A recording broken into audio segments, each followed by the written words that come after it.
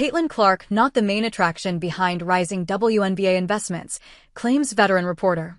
A few weeks ago, WNBA players made a powerful statement, no words, just bold black warm-up shirts that read, "Pay us what you owe us." It was protest, purpose, and unity woven into one striking message. But let's be real, the league didn't exactly have a fairy tale beginning.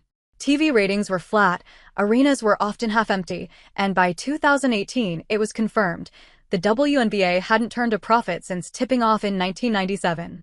The NBA, though, never let go, still holding 42% ownership, matched by WNBA team owners, with the remaining 16% coming from a 2022 capital raise. So with all that history, you'd expect investors to tread carefully, right?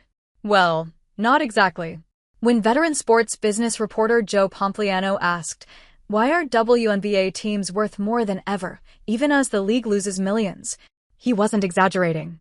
The WNBA just posted a $40 million loss last season, and yet franchise valuations have soared by 180% on average.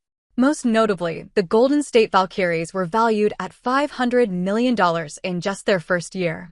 While Caitlin Clark's arrival has definitely boosted viewership, attendance, merchandise sales, and media buzz, Joe made one thing clear: she's not the only reason, or even the biggest one, behind the money pouring into the league. So what is it that's really driving this investment surge? Pompliano says it's a tax strategy, a highly effective one.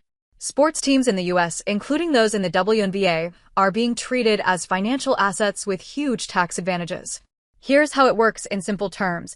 When an investor buys a sports franchise, up to 90% of that purchase price can be labeled as intangible assets, like franchise rights, player contracts, and league membership.